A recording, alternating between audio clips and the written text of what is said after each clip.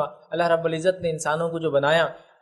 تو انسانوں کو اشرف المخلوقات بنایا، یاد رکھیں، اپنی مخلوق میں جو ہے سب سے اونچا درجہ دیا، یاد رکھیں۔ اور بہت ساری ایسی چیزیں جو حیت کے اعتبار سے، کیفیت کے اعتبار سے جانوروں کے اندر وہ صلاحیت ہی نہیں ہے کہ وہ اس معاملے میں کچھ بھی کر سکیں، انسان کو وہ تمام تر صلاحیتیں دی ہے نا، جیسے کہ بالوں کا آنا تو بالوں کو انسان کاٹ سکتا ہے، ناخن کا آنا ناخنوں کو انسان کاٹ سکتا ہے، ناک صاف کر سکتا ہے، آنکھ صاف کر سکتا ہے، کان صاف کر سکتا ہے۔ انسانوں میں آپ دیکھیے کوئی بھی چیز کی صلاحیت اور سکت نہیں ہوتی ہے، ان کے دانت میں کچھ اٹک جائے تو مطلب اٹک گیا،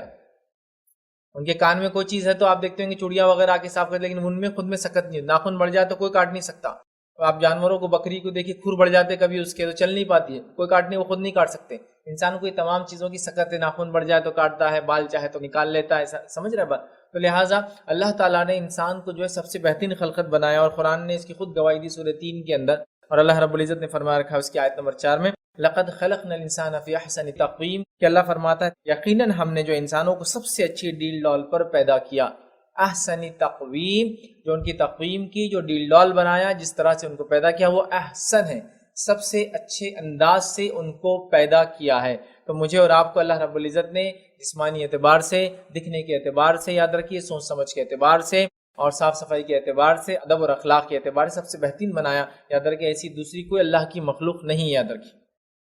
ٹھیک ہے، یہ بات ہم تمام لوگ جانتے ہیں۔ اسی کے ساتھ ساتھ یاد رکھیے اللہ تعالیٰ نے انسانوں کو جو خصوصیت عطا کی ہے وہ 3 خصوصیت یاد رکھیے، جو دیگر مخلوقات کو آپ نہیں دیکھیں گے، یا انسانوں اور جنوں کو کاؤنٹ کر لیجئے کچھ حد تک، یاد رکھیے 3 خصوصیات ہیں۔ پہلی خصوصیت یاد رکھیے وہ یہ ہے کہ انسانوں کو اللہ تعالیٰ نے علم عطا کیا، اور علم کے ذریعے وہ معرفت حق جو ہے پا سکتا ہے، مطلب حق تک پہنچ سکتا ہے۔ تو پہلی چیز انسانوں کو جو ملی ہے، جو ہٹ کر ہے تمام مخلوق سے، اس کو علم کی معرفت دی۔ سیکنڈ چیز جو یاد رکھیں، اس کو عقل عطا کی، جس سے اچھے اور برے میں وہ تمیز کر سکتا ہے۔ جانوروں میں عقل نہیں، یاد رکھیے، ہے تو بہت لمیٹڈ ہے، یاد رکھیے بہت لمیٹڈ، ٹھیک ہے۔ اسی طرح تیسری چیز یاد رکھیے، ان کو اختیار دیا ہے، چاہے تو حق کو قبول کرے یا انکار کرے۔ تو گویا پہلی تو علم ان کو عطا کیا جس سے وہ معرفت کر سکتے، حق کو پہچان سکتے۔ دوسری چیز جو ان کو عطا کی وہ یاد رکھیے عقل عطا کی، جسے اچھے برے میں تمیز کرتے ہیں۔ اور تیسری انسانوں کی خصوصیت یہ ہے کہ ان کو جو اللہ تعالیٰ نے عطا کیا وہ یہ ہے کہ ان کو اختیار عطا کیا، جو جنوں کو بھی ظاہر سی آتے ہیں کہ حق کو مانے یا حق کو انکار کرے، اچھائی کو مانے یا برائی کو اختیار کرے، اچھائی پہ چلے یا برائی پہ چلے، دے ہیو کمپلیٹ رائٹ، ان کے اوپر مکمل جس کو کہیں گے ان کو حق ہوتا ہے جو چاہے کرے۔